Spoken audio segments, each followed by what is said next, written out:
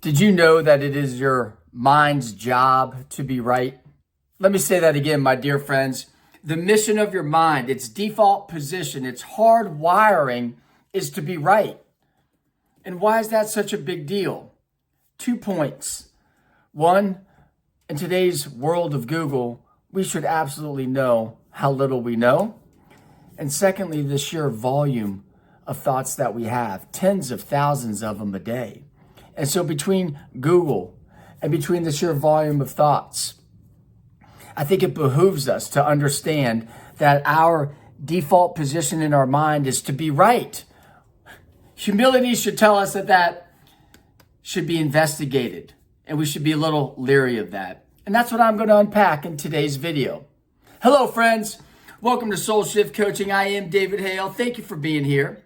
This is where I, as a coach, help you get you to where you want to be. Go check me out at soulshift.org, my coaching site. We can learn more about me, my style, and my approach, my personal life coaching, and also my professional leadership and career development coaching as well. All right. Many moons ago, when I first started down this path of transformation, a key mentor of mine said, David, do you know that you have an I know mind? I said, well, what do you mean by that, Doc? He said, it is your mind's job to be right. And see, I was coming out of a world of addiction, and I know addiction is not everyone's story, but that does not change the fact that we all have an I know mind. Our mind wants to be right all the time. And I'm going to give you 4 pieces of evidence to prove, in my humble opinion, beyond a shadow of a doubt, that you too, my friends, also have an I know mind, that it wants to be right all the time. Piece of evidence 1. Have you ever been in denial? Have you ever had a lifelong friend or a family member or shucks, a person at a convenience store, you overhear a conversation and what they say just smacks you upside the head and it's like scales fall off your eyes and you hear something for the first time and you just say, oh my, I didn't know that. Well, coming out of the world of addiction, of course, I was swamped in denial. But it's like, even for folks that don't deal with addiction, we all have blind spots. And it's like the first time you hear your voice recorded and it plays back to you and you say, oh my gosh, do I really sound like that? Yes, David, you really sound like that. And you go, ooh. See, we all have things that we just can't see. There's something about the human condition that we're walled off from some of these things. So I ask you, have you ever been in denial? If so, it's probably because you have an I know mind. Second piece of evidence. Have you ever rationalized anything in your whole life? Have you ever rationalized something? You said or did something in the moment, kind of gave you that heebie-jeebie, but you let it slide. Oh, I hope no one comments on it. No one does. But then you get into the next day and the second day and the third day removed from that event or what you said. And what are you doing? It's the same thing I'm doing and everyone else is doing. We're slicing and dicing that thing. We're rationalizing it down to a nice little palatable meal we can consume. Why? Because we don't like showing ourselves out. We don't like revealing ourselves. We don't like playing the fool, right? We want to make sure that we keep ourselves safe and tidy. And so we rationalize things down to make ourselves feel better. And ironically, we normally minimize what we do and maximize what other people do through the rationalization process. Have you ever rationalized anything? If you have, I suggest to you, you have an I know mind. Piece of evidence number 3. Do you wait to talk or do you listen to folks? Guilty as charged on this one too. If you are simply waiting to talk rather than listening to folks, it's because you know you're right. And where this is so evident for me is whenever I get into a political conversation. Now, I have improved over the years, but shucks, I'm just waiting to talk because I know I'm right, which obviously I'm not. And as an aside, deep down in our fabric, our inner soul, we all just want to be seen and heard. And so if you're waiting to talk rather than listening, not only are you doing yourself a disservice, but you're also not honoring that person in front of you, because we all deserve to be seen and heard on some level. So if you're just waiting to talk rather than listening, I suggest to you that's because your I know mind just can't wait to talk. Fourth piece of evidence and final one, and this might sting a little bit. Have you ever punched down to lift yourself up? Now, you don't even have to say or do anything. You could just judge. You can just think it. Man, look at her over there, man. I can't believe what she's wearing. Can you believe that? Man, look at him over there. When I was his age, I was so far beyond that. Have you ever punched down to lift yourself up? So, my dear friends, have you ever been in denial? Have you ever rationalized? Do you wait to talk? Have you ever punched down to lift yourself up? If you've done any one or all four of these, guilty as charged, to any degree, a little or a lot, I humbly suggest to you that is because you have an I know mind, and it's okay. It's how we're wired. It's not good or bad. It's just what is. We just need to be aware of it so we can engage it. And you know what the I know mind is at its heart? It's a box. It's a walled off. It's a fortress. How about this one? Try this one on for size. That same mentor said, David, every time you use the word but, yeah, but, I know, but, it is the I know mind consolidating territory. Chew on that one. Every time you use the word but, it's just your mind saying, nah, I got this one. It's under control. I know. That's an aside. And it's not that it's bad. We just need to be aware of it and bake it in to how we engage this thing called life, especially in our relationships, and especially with our relationship with ourselves. We are mind, body, and spirit. And we have to make sure that we are in the proper relationship with those three expressions. And so I ask you, my dear friends, with all this in mind, and I know mind, and the fact that we are mind, body, and spirit, I ask you, what is the farthest distance anyone travels in this thing called life? I humbly suggest to you, it is 12 inches from the head to the heart. Because the antidote, my dear friends, to the I know mind is the heart. See, a life lived solely with the mind is no bueno. It's too logical. It's too rational. Where's the compassion? Where's the empathy? But similarly, a life lived solely from the heart, pure of emotion, is no bueno either. You're just a tumbleweed of emotions. Try that in the workplace. That every question you respond to is filled with emotion. No, we want to properly calibrate and properly balance the relationship between the I know mind and the heart.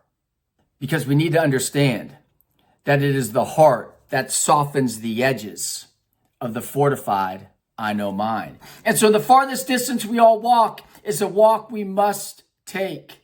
And it is the 12 inches from our head to our heart so we can properly calibrate our brain and our heart as we navigate this thing called life. And that's what we're doing here in part at Soul Shift. We are unpacking the relationship between our mind, body, and soul, because there's one thing that I'm convinced of, my dear friends, that transformation can only unfold when the mind, body, and spirit are all pulling in the same direction over an extended period of time. If they're not, we're going to stay stuck. And I ask you, are you stuck? Have you been in the same job for years? Kind of tapped out? Don't know where to go? Have you been in a long-term relationship, marriage or not, and it's just kind of gotten dry? Or have you been single for an extended period of time and you're on the verge of giving up? What's the point? Have you never been able to hold on to a healthful lifestyle and lose the weight and stay in shape? Are you stuck? I humbly suggest to you, walking this path from your head to your heart and understanding what's on it and how to do it. Because it's not a one-way street, right? It goes back and forth all the time. And learning how to navigate this walk, it'll get you unstuck. So now I'm going to shift the conversation. So if we all have to take this walk of 12 inches from our head to our heart, why doesn't everyone do it? Why does it seem like some people just get stuck and stay stuck? It's because as we live this thing called life, growth invades our path. We have roots, we have branches, we have brush, we have moss, we have dirt, we have all this stuff that clogs and clutters the path. And you might say, what's the genesis? What is the impetus? What is the energy source behind that growth, that overgrowth on the path, obscuring my walk? Why is it hindering my walk between my head and my heart? And I'm going to throw out two words which I believe are two sides of the same coin. Fear and pain. Yeah, we don't like talking about those, do we? Fear and pain is a major source behind the growth over our path, preventing us, hindering us, putting obstacles in our path as we try to go from our head to our heart. Fear and pain. Why fear and pain? Because everyone experiences it. That's why. It's one of those commonalities in the human experience. When people say that we're more alike than we are different, I believe it to my core. And one of the reasons I know we are is because we all experience fear and pain. And where do we experience it? Well, as we go through life. And what do we do as we experience fear and pain as we go through life? We build certain response muscles to respond to life, to either stuff the pain or avoid the pain. See, a lot of us are stuck in the moment, the present, because we're anchored to the pain of the past. See, some of us are stuck in the present because we're anchored to the pain of the past. And that pain of the past is major roots and growth on the path that we have to cut off and cast out. And then some other of us have been so hurt in the past that we live our entire life in the present, avoiding future pain.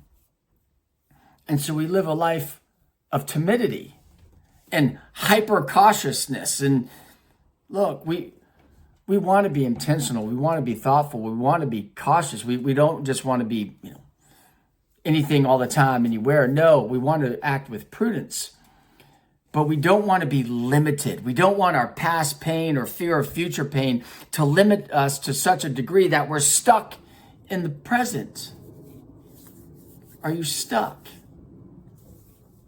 Well, I humbly suggest to you, my dear friends, it's time to start navigating that path. And it's time to start inspecting the growth on that path.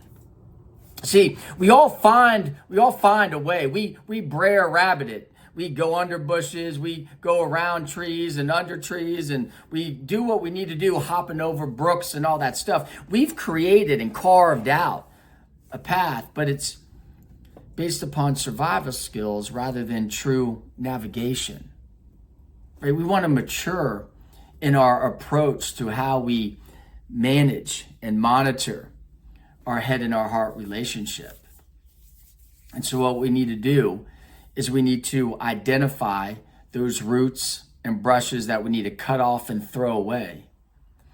And there's other aspects of our path that we need to prune and manicure.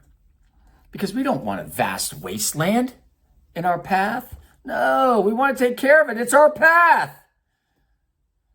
How do we see? How do we distinguish? How do we differentiate between the roots that we want to cut off and throw away and the flowers and the bushes that we want to prune and manicure?